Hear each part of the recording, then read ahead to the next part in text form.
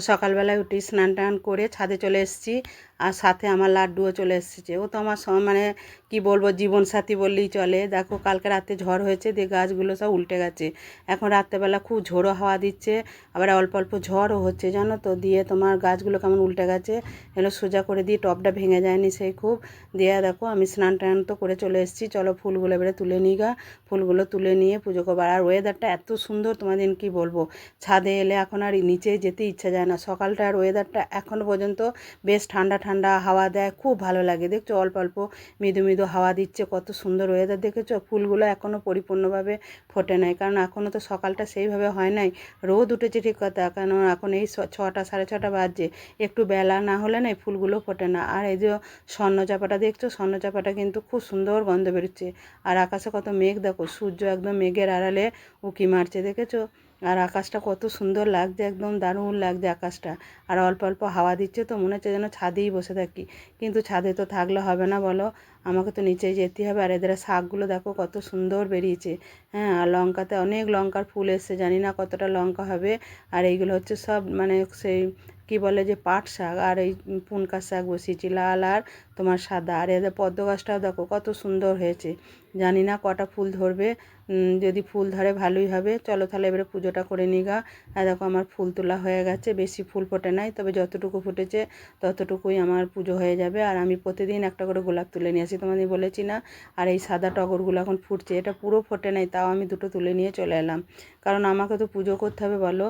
দিয়ে তারপরে এদের গোপুসোনাদের স্নান করিয়ে বসিয়ে দিয়েছি, দেখেছো ওদের সুরভুকে নিয়ে ওরা বসে আছে। আর আমার পুজো সম্পূর্ণ হয়ে গেল। আর আজকে একটা তারা জবাও ফুটেছে একটা, আর ওই বড় যেটা লাল জবা ফোটে ওটাও ফুটেছে। আর দেখবে ফুল যদি ঠিকঠাক ফোটে না, পুজোটা করতেও খুব ভালো লাগে। আর দেখো আমার পুজো হয়ে গেছে, এবার নিচে যাচ্ছি। আর লাড্ডু আমার আগে আগে যাচ্ছে, কেন বলো তো, লাড্ডু জানে যে শুভ সকাল বন্ধুরা, কেমন আছো সবাই? মামনি রূপকথা নতুন একটা ব্লকে তোমাদের সবাইকে স্বাগত। আর আজকে আমার রায়ের মানে স্কুল স্টার্ট হচ্ছে, ওর ডে স্কুল আজ থেকে, মানে ও 5-এ উঠলো।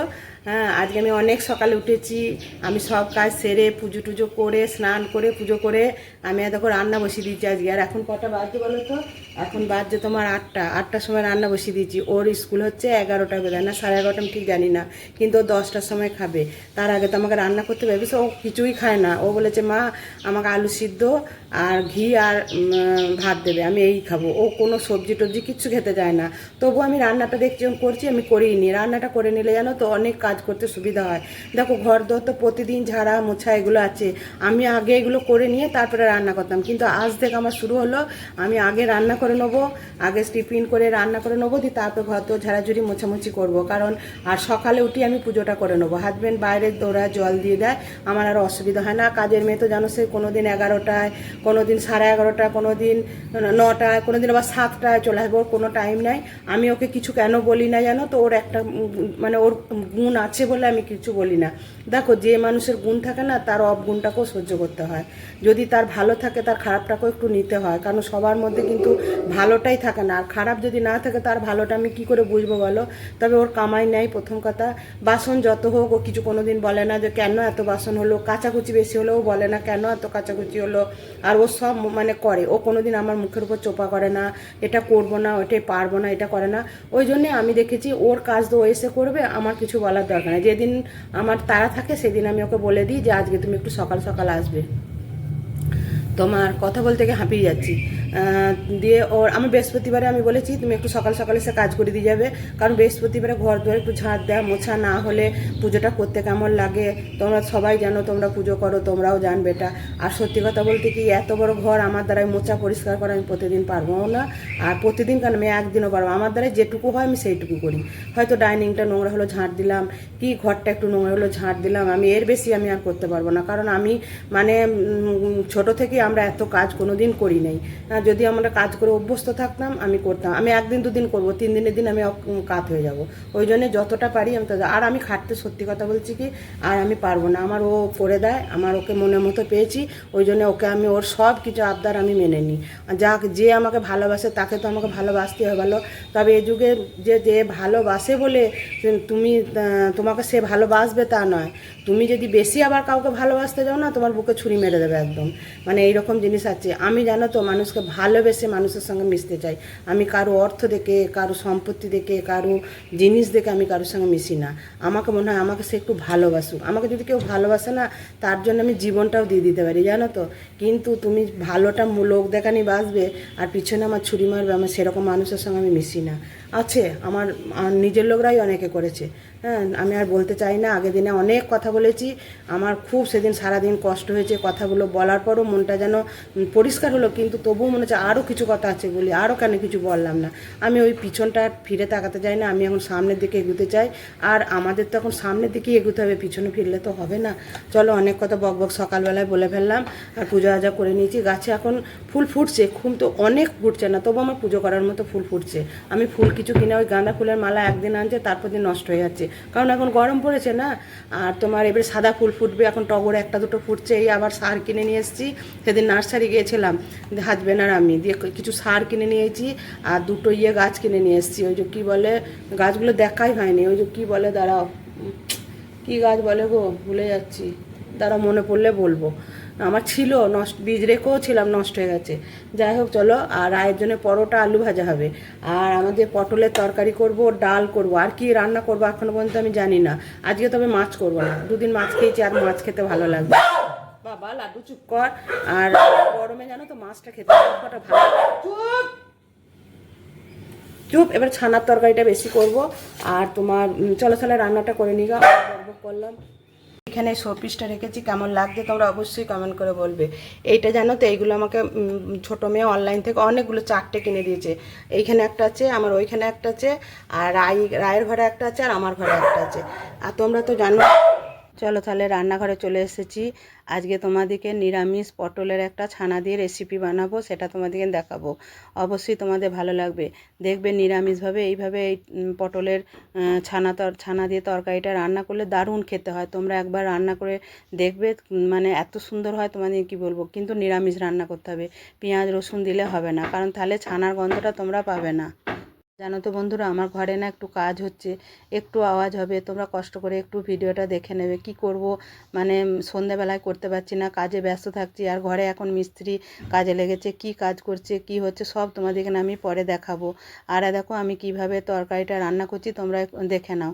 কিন্তু খুব মানে খেতে এত টেস্টি হয় না। তোমরা ভাত, তারপরে তোমরা যদি মনে করো যে একটু ফ্রায়েড রাইসের সঙ্গে খাবো, বা তোমরা যদি মনে করো রুটি পরোটা সবার সঙ্গে খাবো, তোমাদের মানে খুব ভালো লাগবে। আর আমার তো এখন নতুন করে আবার একটা টিফিন করা শুরু হয়ে গেছে, মানে রায় আবার আমার আলু ভাজা ছাড়া কিচ্ছু খাবে না।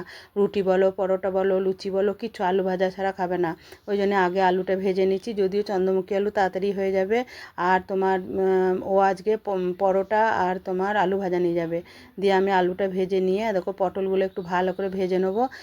কিন্তু পটলটা একটু ভালো করে ভাজতে হবে, জানো তো। পটল যদি একটু কাঁচা কাঁচা থাকে, তরকারিটা খেতে ভালো লাগবে না, কারণ এটা তো ধরো একটু মানে টেস্টি টেস্টি খাবার ধরো। কারণ যতই নিরামিষ করে রান্না করি, কিন্তু এতে কাসুরি মেথি দেবো, দই দেবো, গরম মশলা দেবো, ঘি দেবো, তাহলে সেটা একটু টেস্টি টেস্টি খাবার হয়ে যাবে। ঠিক আছে, পটলটা এখন ভাজতে দিলাম, হালকা করে একটু ঢাকা দিলাম। বেশিক্ষণ ঢাকা দিলে আবার পটলটা বেশি নরম হয়ে গেলে আবার ভাজা যায় না। দিয়ে পটলটা ভাজা হয়ে গেছে, এবার আলুটাও ভেজে নিয়ে তুলে নেবো। আর এতে তোমার মশলা দেবো, তোমার একটু আদা, আর তোমার টমেটো, একটু জিরে, আর একটু 4-5টা কাজু, আর তোমার একটু চারমগজ। আমি মশলাটা অলরেডি বেটে রেখেছি, ওটা তোমাদেরকে না দেখাতে পারিনি, অফ ক্যামেরায় মানে আমার বাটা হয়ে গেছে। কারণ আমার আজকে একটু তাড়া আছে, কারণ রায় আজ আমার প্রথম স্কুল যাবে তো। এবারে ওকে তাড়াতাড়ি মানে খাবারটা দেবো, ইচ্ছা আছে। যদিও তরকারি খায় না, তবুও যখন রান্না করছি ওকে না দিয়ে একটু খাবো, সেই জন্যেই আমি তোমার তরকারিটা করছি। ও আবার ছানা এসবের তরকারি খেতে বেশি ভালোবাসে।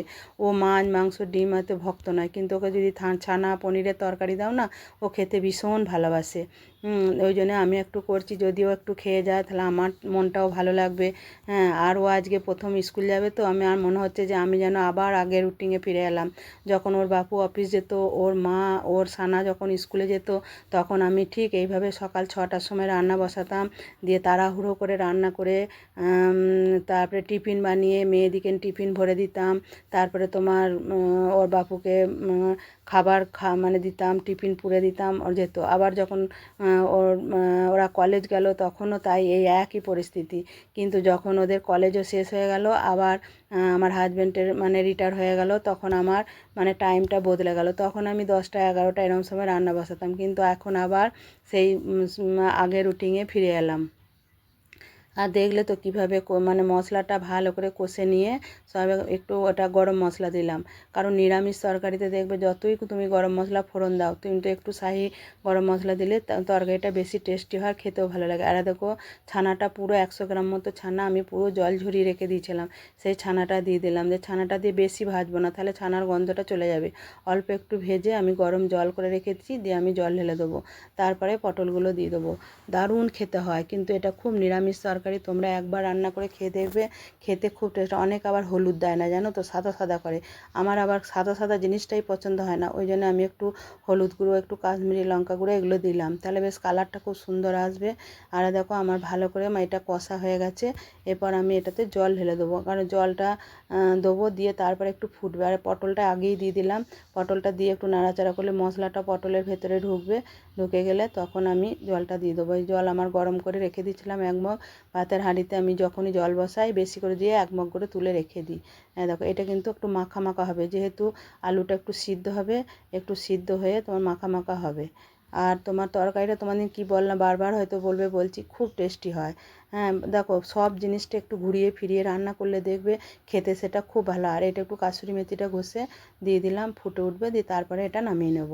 আর আগেই তো নুন মিষ্টি সব দিয়ে দিয়েছি, কোনো অসুবিধাই নাই। তারপরে তোমার এধারে আমি দেখো রায়ের জন্য পরোটাগুলো বানাচ্ছি। হ্যাঁ, ওর মা রায়কে পড়াচ্ছে, মানে পড়িয়ে ওকে স্নান করিয়ে রেডি করছে। ওকে আবার ভাতটা না খাইয়ে দিলে না, ও খেতে চায় না। ও খাবে দু খাবল খেয়ে, ভাতটা আর খেতে চায় না। দিয়ে ওই জন্য ওর মাকে বললাম তুই খাইয়ে দে, আমি আপনার ইন্ডাকশানে দেখো আমি পরোটাগুলো গোল গোল করেই করছি, কারণ চৌকো চৌকো করে করলে না ভাঁজ করতে টিফিন বক্সে অসুবিধা হয়, তো ওই জন্য আমি গোল গোল করেই করে দিচ্ছি। ওই আলু ভাজা আর তোমার এই পরোটা নিয়ে চলে যাবে। আর ওর বাপুকেও দিয়ে দিলাম পরোটা। আর আমি দেখো একটু দুধ চা করলাম, করে 2টো পরোটা নিয়ে আমি খাচ্ছি। আজকে আমার সকাল থেকে খাওয়ার একটু সময় হয়নি, আমি ওই শুধু আজকে চাটা আর একটা বিস্কিট খেয়েছিলাম। আর আমি, তোমরা জানো বিস্কিট খেতে রায়ের আজ প্রথম স্কুল, তোমাদের বললাম অনেক সকালে উঠে রায়ের জন্য রান্না করে দিলাম।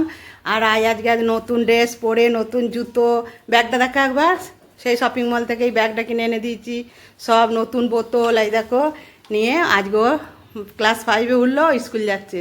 ওর মা ওকে দিতে যাচ্ছে, এবার জানি না কে আনতে যাবে, হয় ওর বাপু যাবে নাহলে ওর মা যাবে। মনু একটু ঘুরে দেখা, এই যে ওর মা দিতে যাচ্ছে। ভালো করে পড়াশোনা করবে, একদম স্কুলে ছুটি করবে না, রোদে একদম বেরোবে না, বুঝলে তো। এখন সারা সেই 5টার সময় বাড়ি আসবে, সারা দুপুরটা বাইরে। কেমন লাগছে আজকে নতুন স্কুল যেতে? মজা লাগছে। আর দেখো ওর মা ওকে দিতে যাচ্ছে। আজ থেকে ঘর আমার একদম মানে ফাঁকা হয়ে যাবে, কারণ ও থাকলেই চেঁচামেচি করে, লাড্ডুর সঙ্গে খুনসুটি করে। আজ থেকে ঘর একদম নিস্তব্ধ হয়ে যাবে। আর কীরকম রোদের জোর দেখছো তো, এই রোদে মেয়েটা আমার সারা দিন এখন স্কুলে থাকবে, সেই 5টার সময় আসবে। ওর মা দিতে যাচ্ছে আর ওর বাপু গিয়ে নিয়ে আসবে। হ্যাঁ, কিন্তু কিছু করার নাই, প্রচণ্ড রোদ, প্রচণ্ড রোদ।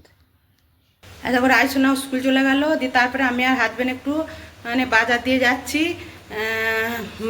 এই জন্যই যে তোমার যে ঘরে বাথরুমটা করবো বলেছিলাম না, আমাদের 2টো বাথরুম, দিয়ে বাথরুমের জন্য স্টাইল পাথর মানে পছন্দ করতে যাচ্ছি। যদি সম্ভব হয় আজকে অর্ডার দিয়ে চলে আসবো, ওরা যখন খুশি দিয়ে যাবে। আর সামনের সপ্তাহ থেকে মিস্ত্রি লাগবে বলেছি, দেখা যাক। আর এই সময় যেতে হবে, বিকালবেলা যাওয়া যাবে না, কারণ এরপর বিকালবেলা রায়ের পড়া শুরু হবে, হয়তো ওর বাপু দিতে যাবে, নাহলে ওর মা দিতে যাবে। আমি সে ঘর থেকে বেরোতে পারবো না, এনে কেমন জড়িয়েছি দেখো, প্রচণ্ড রোদ। আমার এই রোদে বেরোতে ভালো লাগে না, কিন্তু কি করবো বলো তো, এই সময় না হলে হবে না। এখন তবুও দেখো কিরম রোদ, দেখো একবার। হাজব্যান্ডের সঙ্গে বাইকে যাব, চলো মাকে একটু প্রণাম করে নিই।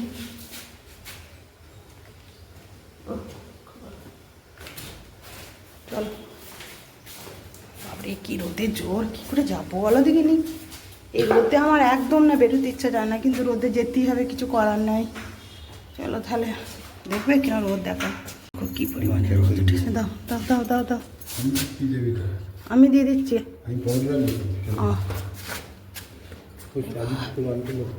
চাবি না, চাবি দিয়ে দাও, চাবি দিতে বারণ করবে কেন, চাবি দিয়ে দাও। তারপরে দেখো আমরা মার্বেলের দোকানে চলে এসেছি। আমরা স্টাইল আর মার্বেল পছন্দ করে নেব, কারণ আমার বাথরুমটা রিপেয়ারিং হবে।